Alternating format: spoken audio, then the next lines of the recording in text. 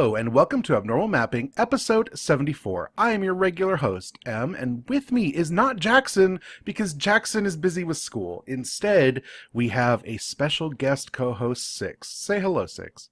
Hello! Nice to be on the show. Why don't you tell people who you are and why I chose you for this? I feel like you could answer that without me telling you why. Okay, so first of all, I'm free. That's important. Well, I guess that's true. So I am another Abnormal Mapping co-host. I'm a co-host on Novel Not New, which is our visual novel podcast here on the network. And also I do a bunch of other podcasts, so I have some podcasting experience. And also I'm a big Fire Emblem fan, and we're talking about Fire Emblem Awakening this week. So This month. Excuse me. This is a monthly podcast. Of course, I knew that. It's just I know. You know. So why don't you tell what is your podcast network? Tell people, plug. You get free plugs at the beginning of the show. Okay.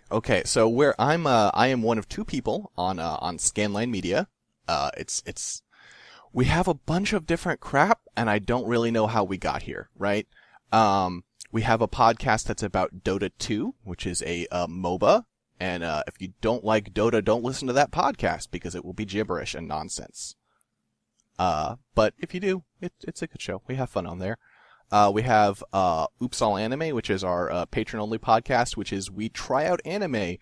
We watch the first couple of episodes and then talk about them, and then switch up shows constantly and have guests on, and it's really fun. And a lot of the times the show we watch are terrible, and that's exciting. As someone with an anime podcast, I can tell you, anime is often very bad. And you only Gundam's usually pretty good compared to Yes, but I also the make field. attempts to watch other anime around Gundam, because we always open with, did you watch anime this week? And I'm going to make an effort for that answer to always be yes going forward. That's going above and beyond. I really respect that. Well, I get to watch a bunch of stuff that the other co-host of the show, Jen, doesn't know about because I'm sort of in charge of research for the show. And so I end up watching the shows and being like, oh, this seems cool. Oh, there's the incest. Okay. So that's fun. Oh, great. Good. Mm-hmm. Let's see, other podcasts. I'm on a fighting game podcast called Neutral Game. That one's monthly. And then we got a few other things that are in the works. I might be starting a podcast about the Korean game show The Genius, which is really fantastic. These are the most boutique of podcasts now. You are in the podcast weeds. I am indeed. And then speaking more generally about me, I'm just non-binary, sometimes writer person who hangs out and has bad opinions. That's basically what I do. Oh, right at home on the Abnormal Mapping Network. Here we go. It's good to be here. Good to be at home. So what have you been playing that isn't Fire Emblem in the last, say, month, 2 months? 2 months. That is not for Novel Not New also. My goodness, I've been playing a lot of stuff. I got back to Heat Signature, actually, after very recently, after last year. They've been making a bunch of changes to that game, and it's really interesting to see some of the really interesting game design calls in that game. Could you briefly describe what that is? Certainly. So Heat Signature is a game by Tom Francis. He's a former games writer for PC Gamer. And basically it's a game about boarding and doing Hotline Miami style stealth on spaceships. You fly up to them in a little pod and attach and just sort of blitz through the ship. And it's got a cool tactical layer, but the main thing is a lot of the gear and the way you do things is way more interesting than your average, action game, right? There's a gun that shoots guns. It will teleport every gun on the ground in the area into the barrel of your gun and then fire them. There's a gun that shoots money that is acid. There is a teleporter that will only teleport you to a place for, I think 3 seconds and then teleports you back to where you came from. Everything is a little weird. And so it sets up these really interesting situations where you have tools that aren't just straightforward get the job done. They always have some strange quirks, and you end up pulling off these bizarre maneuvers to get the job done. Okay. So what have they changed recently? So they added, the game has kind of a difficulty problem where there's just sort of you either have the gear to do a job or you don't, right? It's you don't have enemies that are oh, this is going to be hard, but I can grind away at them. You either have a tool to instantly murder them, or you have no way to hurt them at all. And there's kind of nothing you can do about that. If they have a shield and you don't have a thing that breaks shields, you cannot hurt them. And that's kind of a problem. It kind of leads to situations where you get into a job and you're like, well, shit, I'm out of my shield breaker. I guess I just have to walk away now. And they added some things to, some more ways to try and get around that, some more tools that like subvert shields without actually killing the enemy. But the more interesting thing is they added a thing to some missions, because it's procedurally generated missions, called a glitchback guarantee, which is really an interesting approach for roguelikes, where it says, when you take a mission, it says, hey, this mission has a glitchback guarantee. If you do this mission that is like probably it's usually assigned to missions that are too hard for your current level, it's like, if you fuck up this mission, we're just going to teleport you back to base. You won't be hurt. There'll be no consequences. Just give it a shot. That sounds awesome. Yeah, it's really cool. It's just this guarantee that, like, try out this thing. Normally you would shy away because it's too hard, but there's no consequence, so just try. Mm-hmm. And it's just a lot of stuff like that, a lot of, like, rethinking some basics. The game, like, if you get killed in this game, it's because you fucked up twice. You never just fuck up once and die. If you get shot in this game, you get shot, you fall down, an enemy picks you up and throws you out the airlock, and you can just remote control your ship and pick yourself back up and try again. And eventually, if you do that enough times, you'll bleed out, but like, there's always like a second layer, sort of like a cushion for failure, so that it's not this brutally unforgiving thing. Okay. So. That sounds pretty good. I know Jackson kind of bounced off that game, and I have a bit of roguelike fatigue, but these additions sound like it like refocuses on the like challenge of just doing a hard thing for fun instead of trying to like make progress, and that might be worth looking into. Yeah, it's one of those situations where the game is at its best when you're over your head, and so they're trying to encourage you to get in over your head. Okay. So. I have been playing Bayonetta 2, which just came out for the Nintendo Switch. If you don't know, Bayonetta was a character action game that came out on 360 and PS3 in 2012. Is that right? Do you know off the top of your head? I think that's right. That can't be right. I think it's actually 2009. 2009. Wow. Sorry. Right. And Bayonetta 2 was a Wii U exclusive that came out in 2014 because Nintendo paid for them to make it, basically, because the Wii U had no games. And both those have been re-released on the Switch. Bayonetta 2 is probably my favorite character action game. I think it's incredible. Bayonetta 1 is right behind it as my second favorite. And playing it on the Switch is great. It runs at a much more stable frame rate. It still doesn't look that great because, one, it seems like that game was probably made with very little money. And also it runs it's at 720 because they're like, we want to hit 60 in handheld. So it's just going to run at 720 all the time, which is fine by me because I don't actually care about that much. But playing that game, just having it run really well now is great. That game is nice and short. Bayonetta 1, it's weird because they're selling like both digitally, and Bayonetta 2 is like $50 and Bayonetta 1 is like I think $20, and if you buy one you get the other one and it all equals out to be $60. There's like a discount or whatever. Bayonetta 2 being way more expensive is hilarious to me because it's about half as long as Bayonetta 1 is. Like age is the determination here. Also, the exclusivity of Bayonetta 2, because you can buy Bayonetta on Steam or on PSN or, you can get it all over the place. So it is interesting to me only in that Bayonetta 2 is like such a smaller game.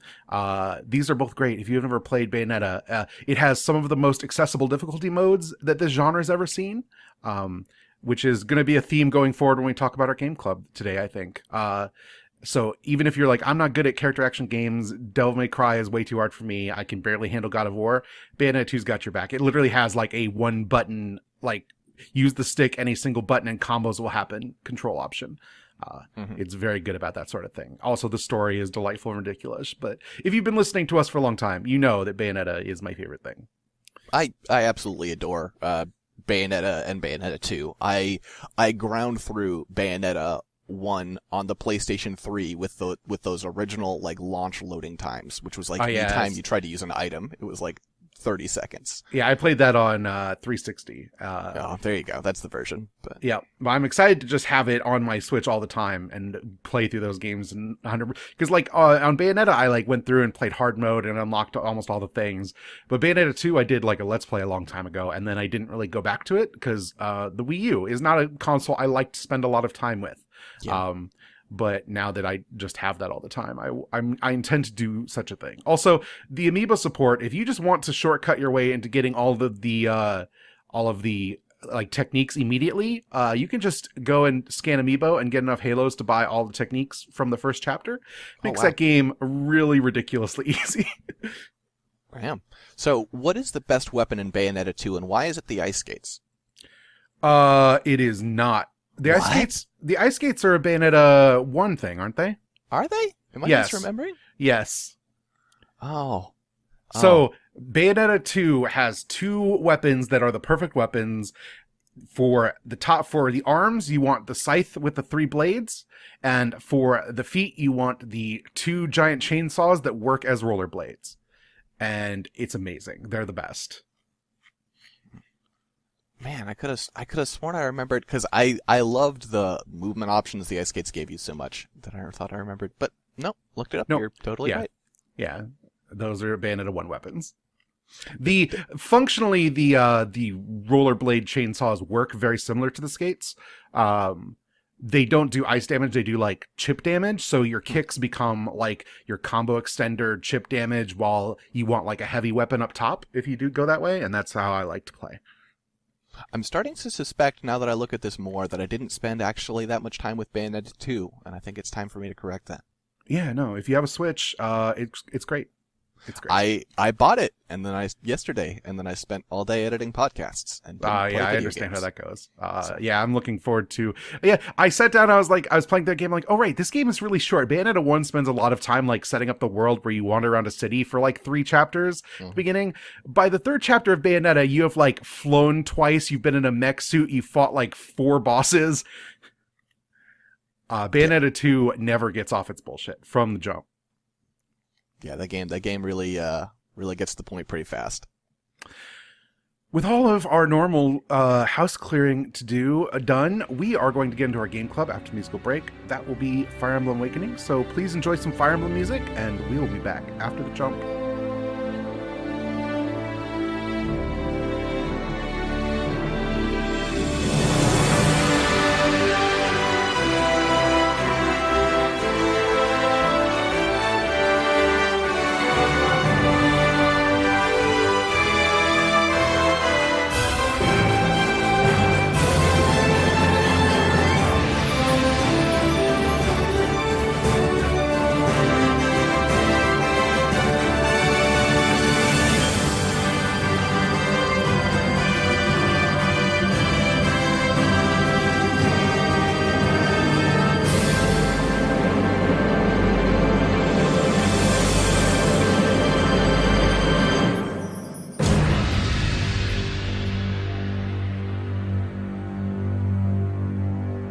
Our game club this month is Fire Emblem Awakening. This was developed by Intelligent Systems and Nintendo SPD. It is for the Nintendo 3DS. It came out in America in February 4th, 2013. It came out in Japan 2012.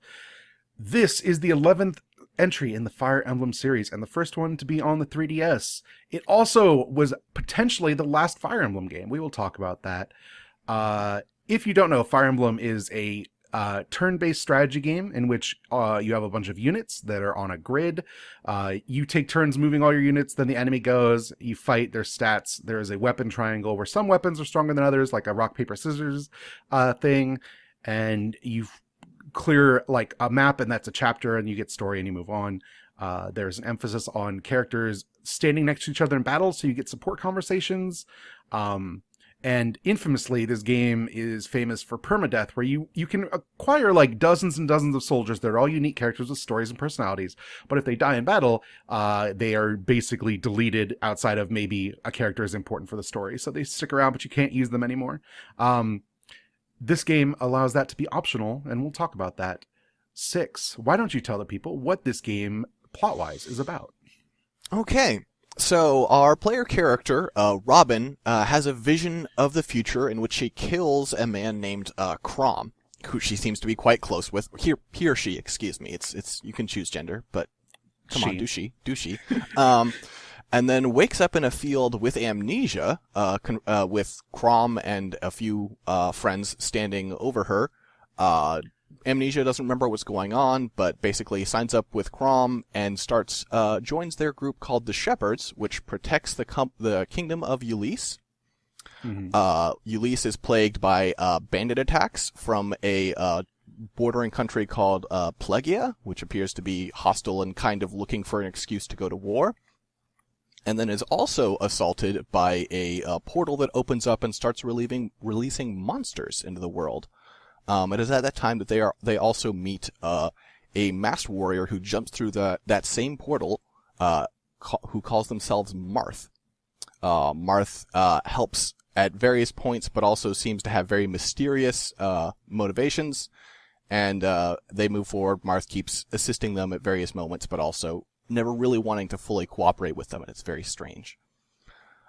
Eventually, things between Ulysse and Plegia come to a point where the leader of Plegia is demanding war, and the leader of Ulysse, Emerin, manages to bring an end to that by martyring herself, and thus bringing an end to the war. They defeat the evil leader, King Gangrel, and that's, hey, peace to everyone, because Plegia is now, leaderless and their tyrant is gone. 2 years later, Crom becomes the new leader of Ulysse and has a child, and turns out that child is a girl named Lucina, who is actually Marth. Marth is Lucina from the future, who has time traveled back to help save the world and fight the threat of a terrible being known as Grima. Grima is the reincarnation of the Dark Dragon, which is a Fire Emblem thing that they do in pretty much every game. So the rest of the game is the fight against Grima. It turns out that Robin, the player character, is actually the I forget, is it child or just how exactly it works, but basically is connected to Grima. She is the daughter of Grima, and thus is the perfect avatar of the Dark Dragon. Mm-hmm. And so they come to the final confrontation with Grima. Robin struggles to not be overcome by the dark power of the Dark Dragon. And in the end, it has two different possible endings. But in either case, the Dark Dragon is either banished or outright defeated. If you outright defeat him, then Robin herself is also disappears because, she's linked to the Dark Dragon, and with it gone, she is also gone. Or if you just seal it away, she gets to hang out. But don't worry, if you decide to defeat the Dark Dragon, she comes back later anyway for no actually clear reason. Hooray! Yes. Point of clarification, Robin is Gangrel's daughter, not Grima's. Oh, okay. Yes. I must have forgotten that with the time that has passed. I played some more in preparation for this. I did not end up finishing the game again, but I've already beaten it twice, so I feel like I'm okay. Yeah, no. So, some history. Nintendo went to all the people who make Fire Emblem, who were doing other things, and said, please make another Fire Emblem, but also if it doesn't sell, I think the number was 250,000 units, we are canceling Fire Emblem forever, because these titles have not been... well, I know that they're popular in Japan. I don't know how popular, but Fire Emblem has always been a very niche thing in America when they bother to bring them over at all. And so they freaked out and were like, what do we do? Do we just do something crazy? They talked about making it like Fire Emblem on Mars or Fire Emblem in the modern day. And then they were like, no, that's just going to alienate people. Let's just make the best Fire Emblem and put all of the elements from all the other Fire Emblems in it. Let's tie it into old Fire Emblems for old fans. Let's make it accessible for new fans. Let's allow everyone to get married because everyone loves support conversations. And thus Fire Emblem Awakening was born and went on to be a huge success. Whether that's because of the perfect setting of new ideas and old throwbacks, or just because they allowed you to turn off permadeath. that is the question I have for us today. Hmm. So, how many Fire Emblems have you played? 6. I have played every Fire Emblem game that has released in the West, including that Wii one that was really hard to find, and also the Muso game. So Okay. I have played Sacred Stones, which was the second GBA release in the West. Mm-hmm. And I played the GameCube one, Path of Radiance. Is that right? Yeah. Radiant Dawn is the Wii one. Yes, That's the sequel. Yes. And I beat both of those. Which I did almost out of like sheer like stubborn dog-headedness because I don't like strategy games. I'm not good at them. And so I played those games basically with a walkthrough telling me how to recruit people and resetting if anyone died, and chapters would take days to get through because I'd have to do them 6 times because my mage ate it in like turn 10 and I can't handle it. I know. You gotta keep Loot around. She's so good. And thus being able to just turn that off and play this like a game where, half my characters died getting to the boss, but the boss is dead, so the chapter's over, they're all back again, makes Fire Emblem a game that like I can enjoy and just play casually and not get stressed about. And that's remarkable because Fire Emblem to me has always been a game about stress, and instead it just becomes a game about like characters and like light tactics. I also played on like the easy difficulty setting. So this game, because you can like grind monsters and there's like DLC to get you maps that literally exist only to level up and get gold, this game's really easy if you want it to be. Mm-hmm. But I feel like in part that's probably why it blew up the way other Fire Emblems did not. Because this game is not categorically that different than the Fire Emblems I played before, outside of the mechanics of difficulty being lowered or optionally lowered like across every aspect of it. Well, and I hate to rain on the parade a bit, because this is a thing that I basically like, but I think a large part of Awakening's popularity was that it really leaned into the support system, and specifically into the angle of hooking up with cute girls. So, supports in Fire Emblem have always been, you get together, 2 characters stand together, and they get like points every time they do actions next to each other. And then when you hit thresholds, you get support conversations that go, like it starts at C rank and goes up to... There's always been S rank conversations, right? I don't know how far back, as far as the system has been in the West, yes. Yeah, but, okay. Were they always gender locked? I feel like they used to be whoever, okay. No, it's always been S rank is the ones you can get, S rank is getting married. Okay. Basically. And in this game, if you get married, because there's this time traveling component, once your characters are married, a side mission will pop up on the map that is go recruit your child from the future, that is thrown back, and then you can go get these new baby characters that are amalgamations of like the class and stats and skills of the parents. It is always aligned to the woman because that's the one that is like guaranteed in a pairing, so they can just like design to that. Mm-hmm. But you end up with a bunch of kids. And yeah, the part where everyone is pairing off and having relationships and then kids show up is probably a big part of the reason. But it's not as if Fire Emblem didn't have a sort of like, I want my favorites to get together and get married element to it before. It just wasn't as like strictly formalized by the plot of the game. Sure. They leaned into it a lot harder with this one. Yes. But I also think if people had, like, the 3DS was a much more popular system than like GBA or the GameCube. So if those games had been on platforms that had blown up, I think that people would have found the thing they were looking for in those Fire Emblems. But it is maybe the perfect storm of like accessibility modes on a platform everyone owns. Early enough that people were like hungering for a big long game like this. It wasn't like there was a 3DS Pokemon to play. Anime waifus. For sure. I'm curious to hear your thoughts on the plot and the characterization, because part of my experience of Fire Emblem has been that the difficulty is important not because like I necessarily want a good challenge, but because I need a little bit of stress to take my mind off of how the fact that the plot is not that great. So, this being my 3rd Fire Emblem, I was stunned that every Fire Emblem I've played is exactly the same game story-wise. Exactly, yes. There's always a Fire Emblem object. There's always a Dark Dragon. There's always warring kingdoms, and this kingdom seems like they're going to be hostile, but then they're our best friends, and the leaders of that kingdom will join us halfway through the game.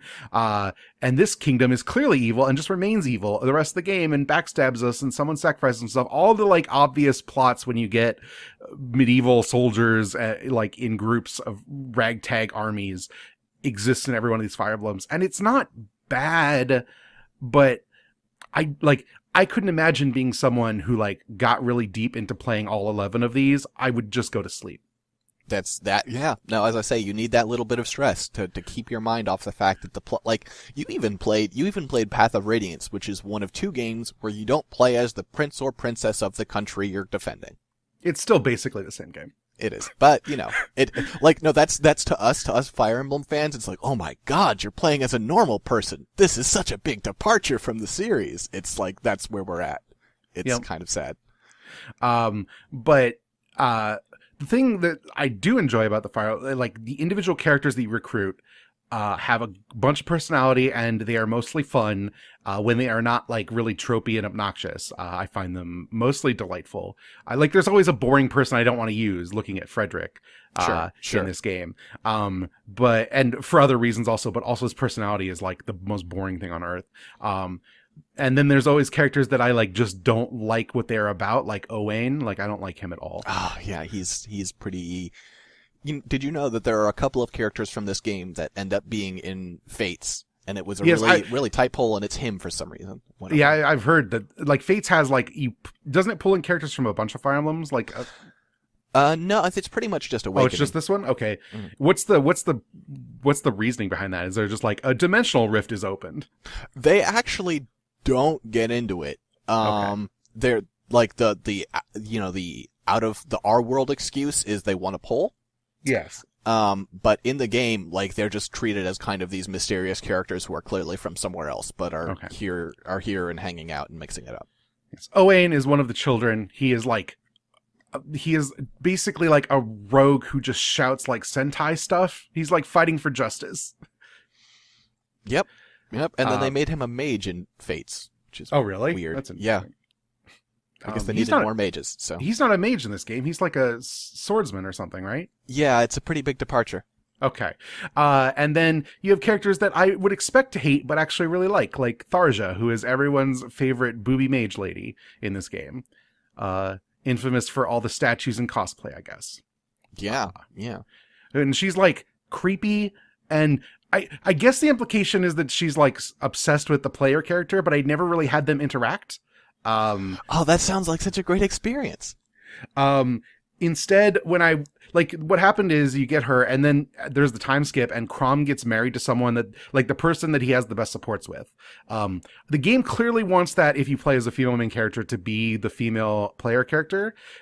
It was not for me. It was Sully. So that was fine because I like Sully and Crom together. That makes sense to me. But then I was like, oh, well, I need to pair everyone off and get their supports up so I can see all these kids because I'm playing this on a deadline. And so I immediately made a list of who I wanted to pair off. And I decided the funniest thing to pair off would be Tharja and Kellum, who is a big knight. And his whole personality is that he's a gentle giant and he's quiet enough that everyone forgets that he's in the room. And you have this hyper obsessive, like creepy mage nerd and this big boy season champion who just nobody notices when he's around. And they made a really cute pair because their personality traits don't align at all. And it's adorable. Like they were just it's just him being nice and her kind of forgetting that he's nice every time. It's great because she just ends up basically heaping abuse on him in like a cute anime way. That sounds great.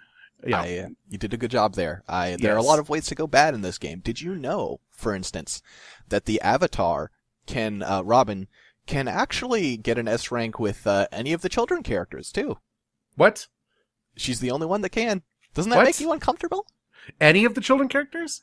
I assume not her character, like not the one she's like right mother of. No, not Morgan, but like. No, yeah, you could. I guess technically she is one of the children characters also. Like she came from. I guess that's true. I never thought about it like that. Yes, because she comes from the future as well. It's like a slightly different future, or it's It's weird because she comes from the future of the game. She doesn't come from their dystopic future, but she's also like a displaced person with no memory. Okay. I also think it's weird that some of the characters have memories when they come back from the future and some of them do not. It's mostly based on whether or not it would be really inconvenient to the plot if they remembered things. Yes. Which, because the player character's child is Morgan. He's like a little mage boy, and he doesn't remember a single thing because it would be really helpful if he knew anything about what was going on, and thus he cannot. Yeah. No, that'd be a real problem for the. I almost wanted to say for the show, for the game. So he just, he or she, I guess, just doesn't know anything.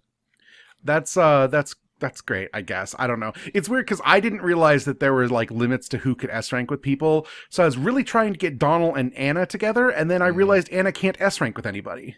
No, Anna's not that invested in all this. She just doesn't care that much. That's because she's basically not a real person. She's just the shopkeeper, but a fighter.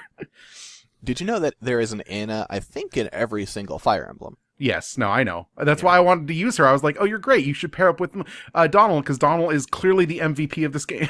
Yeah. No, they're both great. That would be a pretty winning. It's hard to imagine what their relationship dynamic would be. But. Yes, no. But I never got to see it because it doesn't exist. Which is interesting to me because this game was sold on, you can just pair up whoever you want. But actually there's like weirdly very strict things to do. Also, because getting the children meant committing to pairs, by the time I got all the children, I didn't want to S rank or I didn't want to support conversation any of the children because I was done doing that. I don't know if this is, you played this game in a more like normal person way where you probably played it over a long time, but playing this for podcast, I got the children and then basically never used a single, I used one of them. Yeah. No, part of the problem is by the time you get them, they're just not that yes. It's kind of annoying at that point of the game to go back and grind someone up to being useful. So. Yep. I used Kajel, because, she is an amazing, amazing general in that game. Yeah, I ended up using, which one? I used Cynthia a fair bit because she was fun. But which one is Cynthia? Cynthia is Sumiya's daughter, the Pegasus rider. Oh, right. Okay. Yes. So she was fun. But because I always like the idea of the Pegasus Knights and that I'm really terrible with them and get them killed over and over. Mm-hmm. And so, yeah, of course I had to pick her up and got her killed a lot and had to restart chapters a lot because of her. It was a good decision. I don't know if I actually ended up pairing Sumiya off with anybody in my game. I did not get every child. Yeah, I probably didn't get some either. Time situations became a real point of contention in this game. Don't play Fire Emblem games in a month for a podcast. That's my suggestion to everyone doing a game club in the world. And the other problem, of course, with trying to pair everyone off is at some point you'd have to pair off Noai with someone, and no thank you. I don't want to. I paired her off with gosh, what's his name? Not Frederick, the other knight. The one you get early on. Shoot. Off the top of my head, I'm not sure. Why is there not just a good list of Wikipedia on these characters? Stahl? Yes, Stahl. Which basically, I was like, the dragon and the knight, what if they end up together? I don't. So I put her. I assume your objection is that she looks like she's 12, right? She looks like she's 12, and yet she's in lingerie. It's just the Japanese trope that I hate the most. Yes, but also that game just gives you Rickon to pair off with someone, and he's actually 12. Yeah, I didn't pair him off either. He is just a nice mage boy that I really like because he's really good at being a mage, but they just ask you to put him in a relationship with somebody. Yeah. And the support conversations are all about how he is too young to be in a relationship with anybody. I don't know if that's better or worse. Probably worse. It's probably worse. Huh. The anime quotient is very high in this game. And, it's fine. I knew that. I knew going in that was going to be the case. So while, I have objections generally to some of that sometimes, I don't, you know what you're getting into. It's Fire Emblem. It's on the box. Look at all those anime characters. Yeah, what do you think you're going to be doing? So. Yeah. Some of them will be problematic. Anime. Yeah. So, okay, how did you end up finding the gameplay and stuff? I know you said it was always stressful. So I played it on super easy, obviously, and I bought this game back when it was new and played a little bit of it, and then never really got into it. I just was like, I'm not interested in playing Fire. This was always a to be played someday game.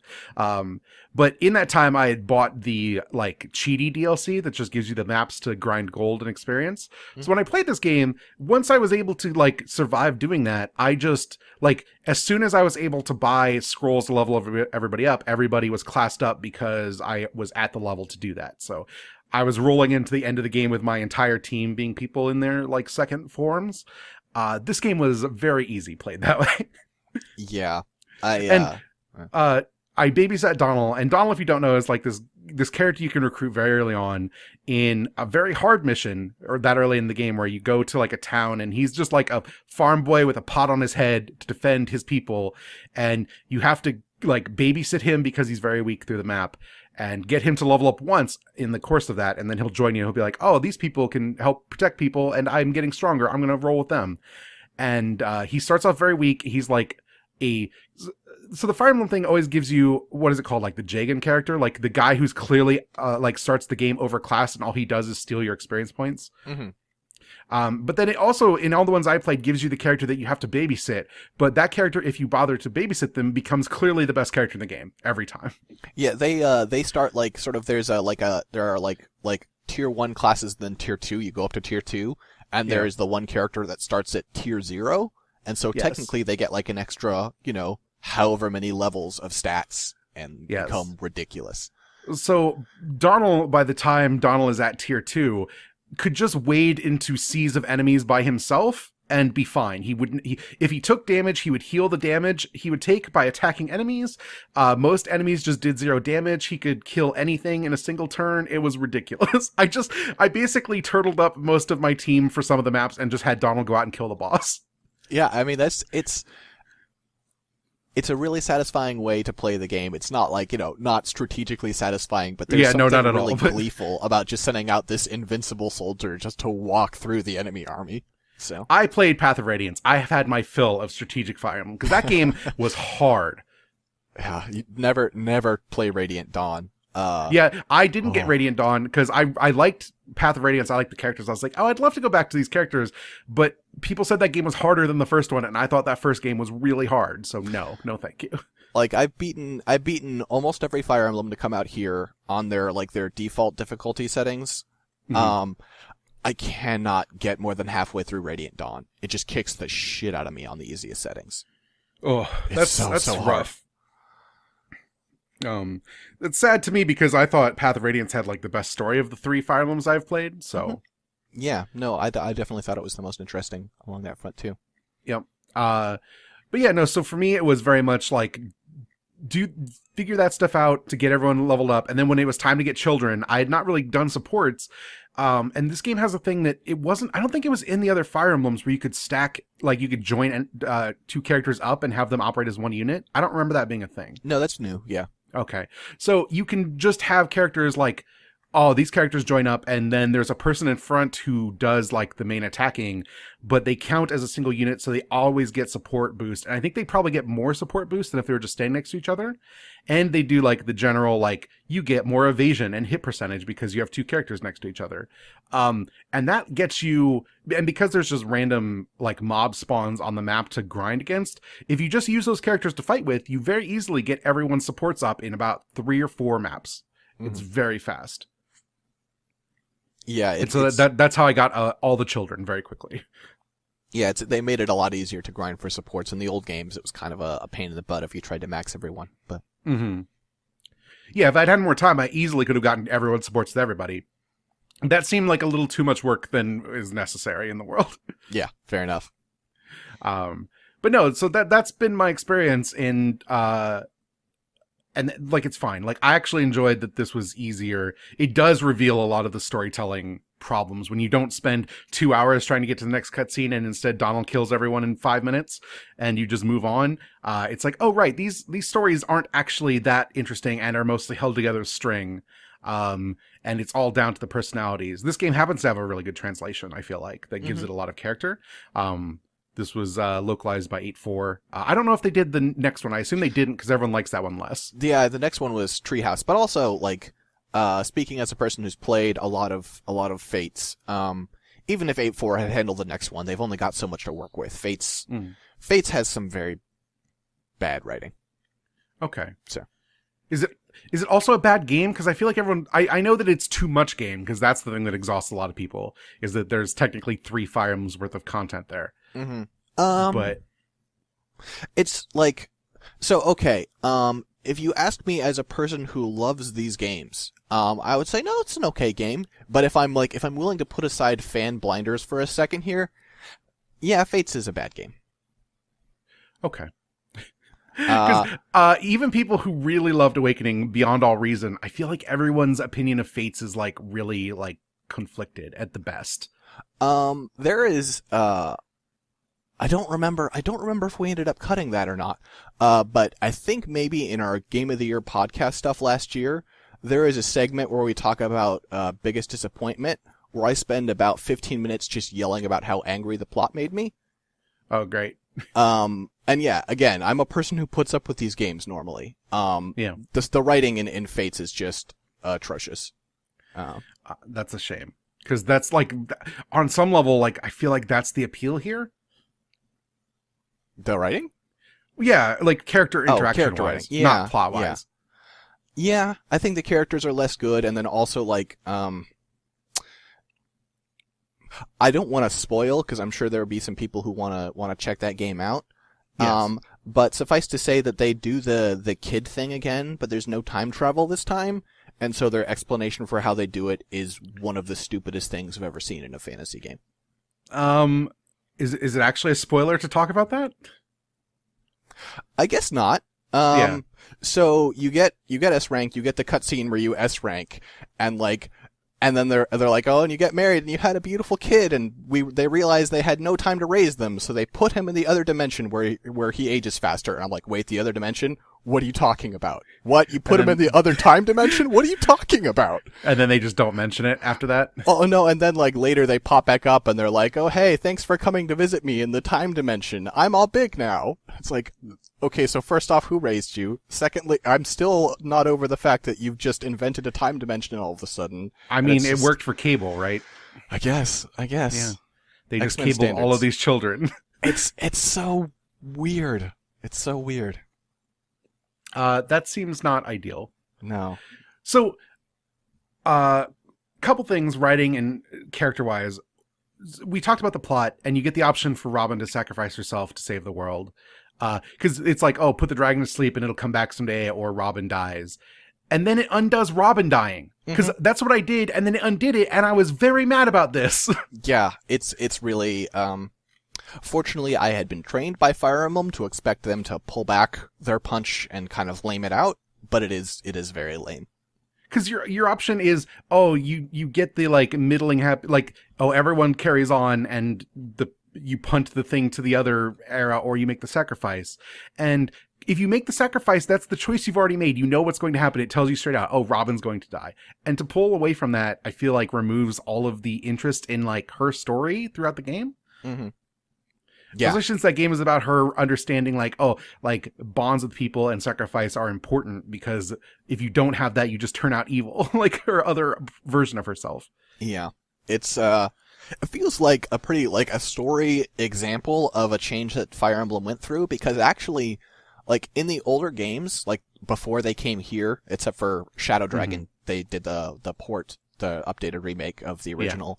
Yeah. There was a concept of like needing to lose characters. Like there were characters you couldn't recruit unless someone had died. Oh, that's interesting. And so like it kind of, the implementation was, at least in the games I played, always felt a little off. But just this idea of like, no, sacrifice is part of the game. Don't just save scum and keep everyone alive. Some people need to die. That's part of the story. And now by Awakening, we've come completely to the other side where it's like, even when you choose to die, we won't let you. Yeah. So. That's a shame. Also, for a game that's about like pairing characters off and getting them married, once a character is married, there is zero reason for you to like continue to hang around with your spouse in that game, and it's weird that that's the case. Like, oh, everyone gets a ring, and the marriage itself is very like, oh, we like each other, here's a ring, now we're married, a kid shows up on the map to recruit, and then there's little reference to like these characters having lives together until the very ending, and the ending screens are very much like, oh, this character did all these things, and this other character hung around with them while they did those things. Yeah, it's very a very don't you forget about me kind of ending. So the whole thing is very perfunctory, and for all of the like, let's align these characters and get them married, the interest in the support conversations as characters get together entirely dries up once you get to the S rank and characters are paired off. Like, there's just no like continuing life for those characters, which is really weird to me, given that this game kind of sells itself, at least culturally, on being like the matchmaking game, because you don't actually get to see the characters once the match is made. Mm-hmm. They do a little bit of that in Fates. In Fates, when you get married to when the player character gets married, you then end up seeing your spouse a lot. Like, you sort of have basically a tree house you go to every time in between missions, and like there's like a fully like well-rendered 3D version of them that like hangs out and talks to you, and you just have little married couple conversations, and it's kind of cute. But yeah, it does feel really strange once they got used to this. It feels like they had the support conversation system and just built it as they went and never really thought about the bigger picture it was painting. So there's an Iwata Asks for this game that I highly recommend anybody read, because Iwata Asks are always delightful, and there's so few of them on the earth to read. Where they talk about originally, one of the designers wanted, when you got an S rank, for it to end with the characters kissing, and they like had the proposal to get all the art together, and then everyone on the team hated it and vetoed the idea. Which, given the kind of characters you can pair off, makes sense why you would say, no, we can't do that, because Rickon can support with all of the ladies, even ones that are adults. And that's weird. Don't do that. But also, like, at least it's some idea that these characters are actually married, and it's not just, here's a promise ring, a kid showed up. Yeah. I wonder what they were promising, that a kid showed up. And, like, Chrom gets married, and Chrom can marry people that are not the player character, but then he spends the rest of the time of the game clearly, like, a pair with the player character, and that's really weird. Just force that to be the option, if that's the option. Yeah. Because Chrom married Sully, and then there's like one chapter where they talk about, oh, Sully, you're getting used to being a queen. She's like, I'm still a soldier, don't call me a queen. And then she disappears from the story for the rest of the game. Yeah, I had him marry. I don't remember who I had him marry. I think it was someone. I felt like it was someone who showed up a little bit more afterwards, but maybe my memory's just whatever. Because it is just him and Robin as like the key relationship that drives the game forward. Yeah. And I don't know why you don't just force them to get married then. Like, you can have control over everyone else, but these two have to be married. Yeah, that would make a lot of sense. I guess maybe it would make more sense if you play as male Robin, but also this game's insistence that every marriage is man and woman get together and a ring exchanges, and then you have a kid, is the most heteronormative bullshit. Of course, this is the way it goes. Yeah, it's to the point where I don't remember if it's this game or it's Fates. I think it's probably Fates that has basically the queer therapy. Yes, that's Fates. And then also the Fates has one same-sex relationship. Was that always is that in the American version too? Because I know it caused a stir, and then it was one of those game censorship hot points when that happened. Mm-hmm. Yeah, it turns out I feel like most of the time when a Japanese game comes over and they censor something, they're usually right. I can think of very few instances where I think it is wrong. Yeah, it's they definitely cut that one for here, and I'm grateful because that was very gross. Very upsetting for sure. So you've probably played this game a little like on a higher difficulty or like a harder way of playing than I do. Please tell me what it's like to actually play this game. Is it better than other Fire Emblems? Even on higher difficulties, this is probably the easiest Fire Emblem. Okay. It's so easy to become ridiculously overpowered in this game. Yeah, like again, even on higher difficulties, my Robin was like your Donald, right? My Robin would just waltz through maps and just murder everyone. Part of it is because this is the first time they've had a custom player character. Mm-hmm. And they really wanted to lean into the custom thing, so your class is just like the class that can do anything and is insanely powerful. Yep. But yeah, it's just it's the most power fantasy I think Fire Emblem has ever been, because it's just like you just build your team of ridiculous killers and then waltz through the game. Compared to that, I think Fates, well, depending on which version of Fates you play, Fates is kind of like a return to form wake-up call in Birthright Conquest. Conquest is the second hardest Fire Emblem game I've played, and then there's Birthright for people who just want to waltz through things again. But it's kind of interesting to see how this game turns the momentum of the franchise. Mm-hmm. Because it's just sort of like, oh, like we leaned into supports really hard, and we made the game really like accessible and allowed you to be ridiculously overpowered and didn't care about balance very much, and people loved it. Mm-hmm. So that kind of determines the direction of the franchise going forward to an extent. That's fair. And then only a couple more things that I had. This is the first Nintendo game with DLC. Did you play any of the DLC? That was not the cheaty maps. Because I only bought those cheaty maps. I didn't mess with anything else. I played the Beach Party map. What is? Please explain to me the Beach Party map. So they go to the beach, right? Uh-huh. And everybody's wearing their swimsuits. Wait, is there like custom art for all the characters? Not all of them, but a lot of them. Yes. Is the custom art entirely for the ladies? Almost entirely for the ladies. Yeah, of course. And oh no, they're at the beach, and then monsters attack, and like, oh no, they've got to fight in bikinis. That's awkward. God. Okay. Great. No, you're good actually. It turns out. Yeah. No. Yeah. No. I remember there being like a big kerfuffle about Nintendo getting into DLC. Things are going to be ruined. I feel like the last 4 or 5 years have not been. The amount that content is locked to Amiibo is much more objectionable than content on DLC stuff in Nintendo games. Yeah, I think they're still working their way up to where everyone else has been for a decade. So, except for their phone games, which is just bad. Yeah, no. Do you play Fire Emblem Heroes? I played some Fire Emblem Heroes, and then I realized... if people don't know, Fire Emblem Heroes is the mobile game, which is Fire Emblem, but also it is very much like a gacha. You pull characters and feed them to characters kind of game, right? Mm-hmm. Yes, Yeah. yes. And then I realized the only thing I liked about it was the gacha. I didn't like playing the game. I just liked drawing it and being like, oh, there's one of my faves. And I was like, you just want a gallery of JPEGs. I do. And then I was like, Yeah. oh, let me just stop playing this actually then. Mm-hmm. So.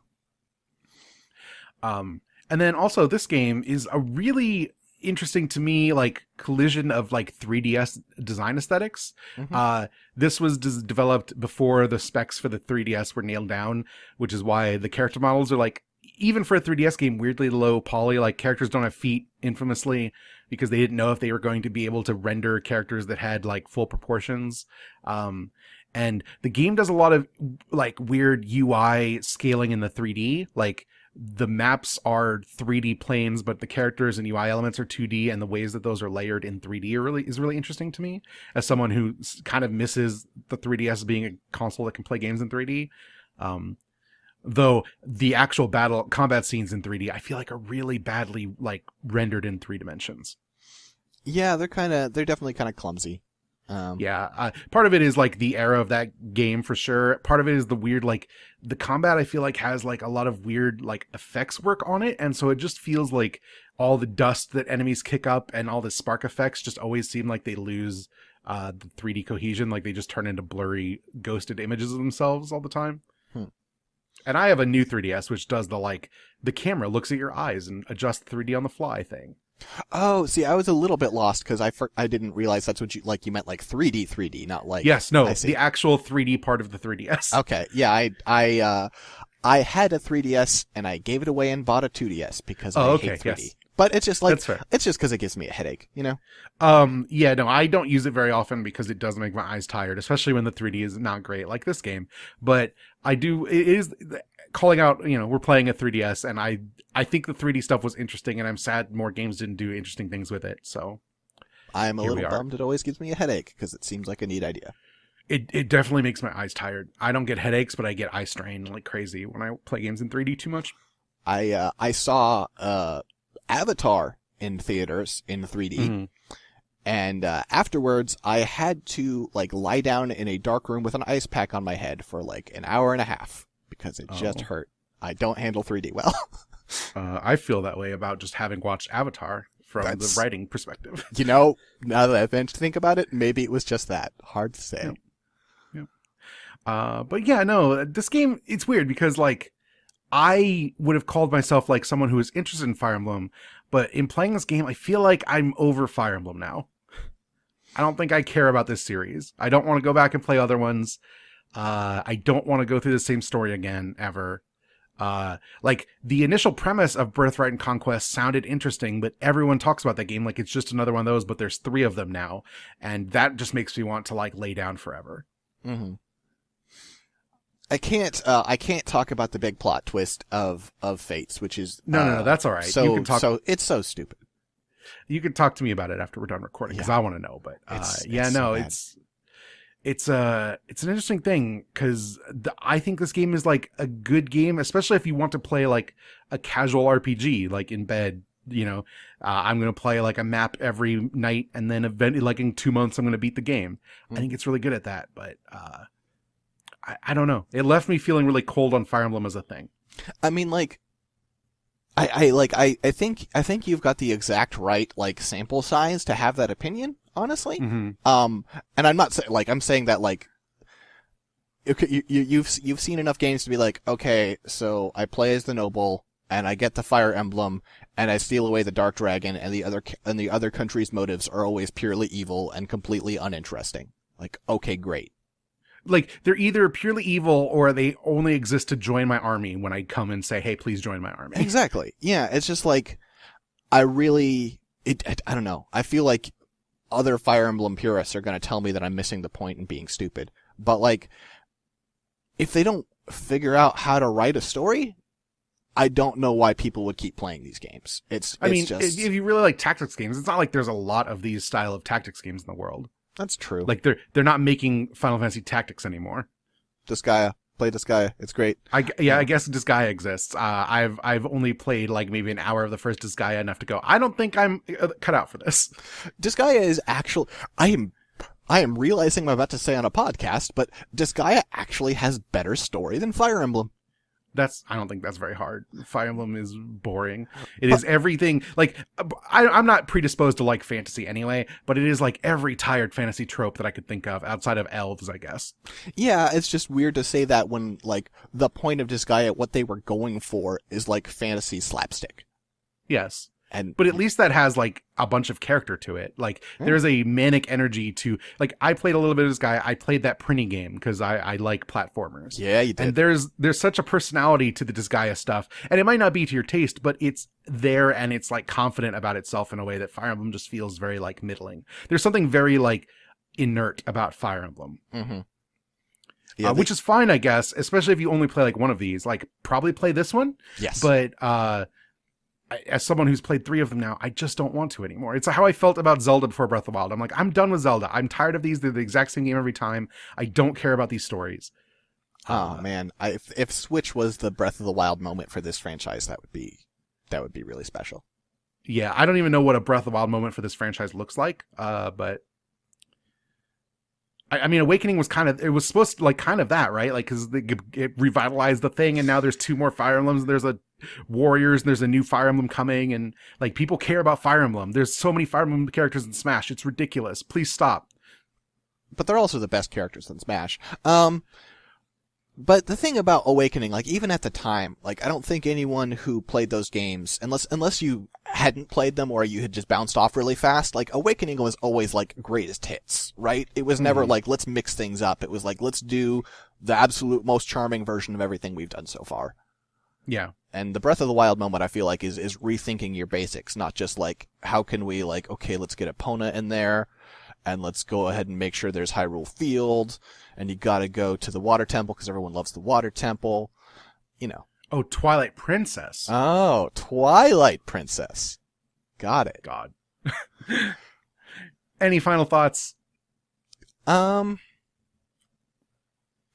Yeah, if you're gonna play one Fire Emblem, play this one.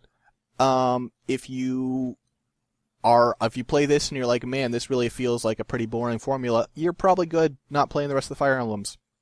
Yep.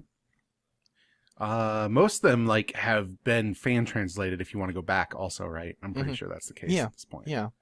If you're looking for, I guess if you play this and you're unsatisfied, but you feel like you want something similar, Shadow Dragon is a pretty different approach. Path of Radiance is a little more grounded in its style, but it's still pretty similar. I thought the like speed at which Sacred Stones moved was really good. I thought that game was a nice breezy game. Mm-hmm. Yeah. Also, like, it gives you like two protagonists to play as, and Erica is like immediately like clearly the best protagonist in one of these games I've played as. So yeah. Also, you get loot in that game, and she's fantastic. Yeah. So that's it. We will take a short break, and we'll be back with questions.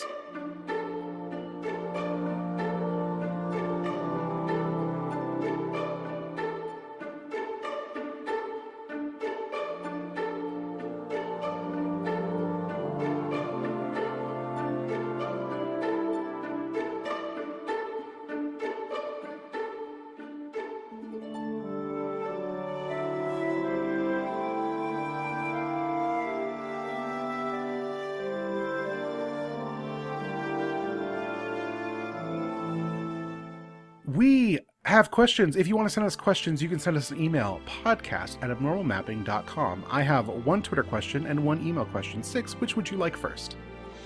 Let's go with the email question first.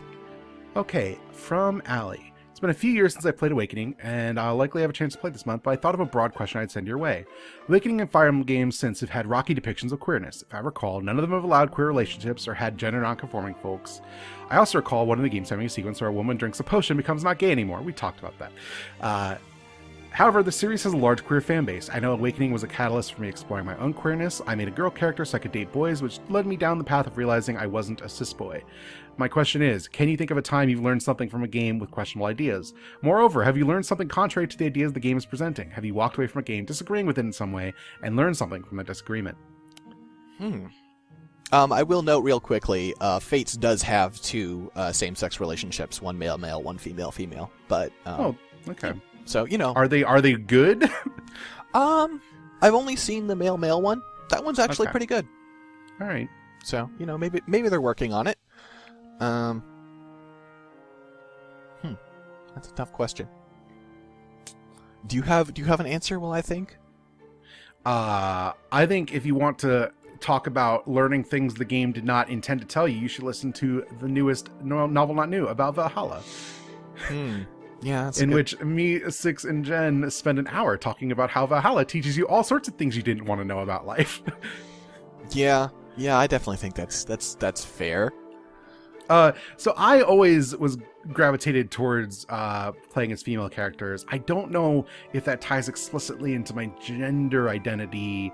I feel like that came way more from like anime and TV shows and books than it did video games. I just think the aesthetics of girl stuff is cuter, which I guess is maybe part of that, but whatever. Yeah. You know, you could look at, if you go back and look at the things that me and Jackson talked about when we played Final Fantasy 7 and 8 specifically, there's a lot of conversation about those games having reads that are not necessarily what the game is actually about. In Final Fantasy 7's case, the people who make Final Fantasy 7 don't know what Final Fantasy 7 is about anymore. So please watch Advent Children and remember what the game was and go, what they don't know what they're talking about. And they made the game.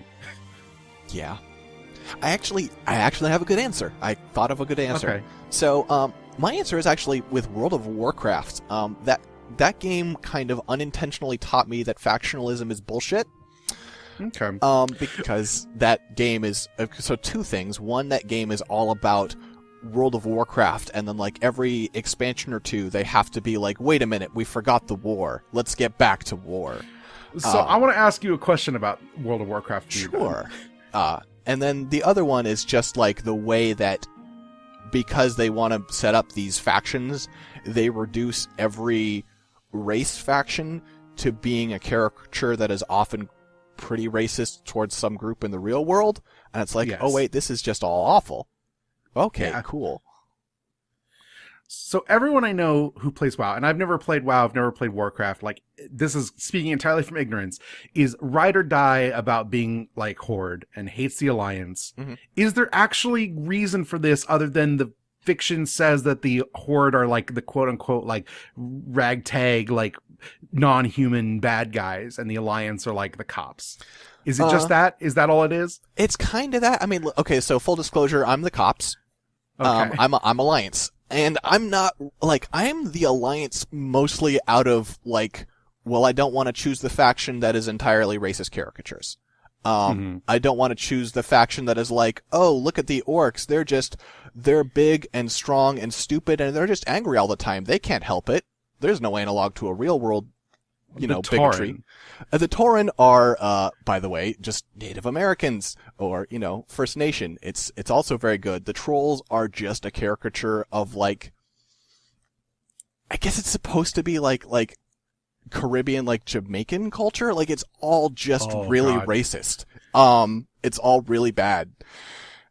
And I just didn't want to be part of that because for the most part, the Alliance are like, okay, there's the humans. There's the dwarves, which are, they're not great, but also they're not that offensive. And then, like, I play as the Draenei, which are, like, I guess you could say they're sort of Eastern Europe, but also there's sort of alien sci-fi bullshit. Oh, yeah, they're like the dark elf things, right? They're blue-horned, glowy-eyed hoof people. Okay, those, yes, sorry. I'm speaking mostly from ignorance, but I have seen these characters before. Mm-hmm. So it's just like, they don't have a very clear analog to the real world, and that's why I picked them, is because the other ones made me uncomfortable. Okay. So. There you go. So I don't, for the Horde thing, I wonder if it's just like we're in this bad circumstance where we're all just racist characters, let's stand together, or it's just fun to shout. The next question, not really a question, but from @LightspeedWagon on Twitter. What's one game that was one of your favorites when you were younger, but as time went on, you grew to dislike? Theirs is Fire Emblem Awakening. You made me feel very old by saying Fire Emblem Awakening is a game that you played when you were younger. Right? Jeez. I'm in my 30s. I can't do this with 3DS games. I'm sorry. They're all games I played as an adult. Yeah. Mine is Tekken or Soul Calibur is a better answer. Soul Calibur is the game that I liked as when I was younger. Mm-hmm. And as I got older and got way into fighting games, I actually got really, really angry at that series. Is it because of like aesthetic reasons or the actual game itself? Or? It's the game itself. The aesthetic I had, the problems I had with it, I kind of had back then. As an ace, I never saw the appeal of big titty ladies. They only ever annoyed me. Yes, no. Even as a non-ace person, I also don't understand the appeal of big titty ladies. Very fair. And I'm a Sophitia main, so it fucking sucks. But for me, it was just like, as I got more into fighting games and the mechanics of fighting games, and like with the fighting games I like, there's this wall that is bullshit. And by the way, listen to Novel Not New. We are basically about helping people get over the wall. But like, there's this wall with the fighting games I like towards being able to have a good time with them. That's just miserable. Mm-hmm. But once you get over, it's like, oh, there's this whole other country over here. This is great. And it's just not there in Soul Calibur, and it drives me crazy. Okay. That's interesting. I only played Soul Calibur casually, and mostly 2 and 4, the one with Darth Vader and Yoda in it. I think that's 4. Mm-hmm. Yeah. I didn't get deep. I played a lot of the like arcade mode in 2, or like whatever the mode is that gives you challenges and stuff. That one. And it's nice that there's a fighting game that people can have a good time with without getting really intense about it. That's one of the worst things about fighting game is how they insist you get intense about everything. So yeah. What's your answer to this one? So I have a really hard time answering this because I've revisited a lot of the games I've played as when I was younger, and I appreciate them. I just I don't like dislike any of them. I just appreciate them less because I played new interesting things since then. So it's not like I go back and play a game, I'm like, oh, this is trash. How did I ever love this? It's more like, oh, this thing does interesting things, but I've played 6 other games that I've played more recently that I didn't consider what games could be back then. When I played these games, like I think of like let's look at like SNES RPGs. I like most of the big SNES RPGs, but going back and playing like Planescape Torment, it's like, oh, there's like a whole other idea of what these things could be, or adventure games like in PC of that era that tell stories that are probably better, which doesn't invalidate my enjoyment of those games back in the day. It does mean that I'm probably less likely to go boot up Chrono Trigger ever in my life. For one, it's like the least of these SNES RPGs. Oh, what? Final Fantasy 4, 6, and Earthbound all exist on that platform, and they're all better games than Chrono Trigger. Man. I mean, 6. You got me with 6, but I don't know. Earthbound is maybe one of the best games ever made, so... Tales of Fantasia. I have never played a Tales game, so...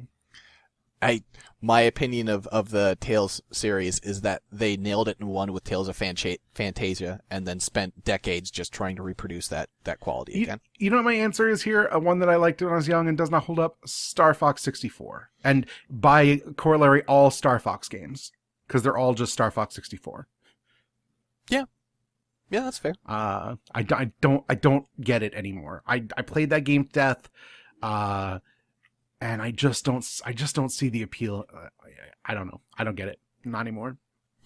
And then there's ones that just don't hold. Like, there's just some games that are old and don't hold up. Like, I'm not going to go back and play GoldenEye. I played hundreds of hours of GoldenEye. GoldenEye is probably not a game you should play in 2018. One, you won't know how to control it. It's really messed up. Yeah, like that game's... Do you ever play the Perfect Dark modern control scheme?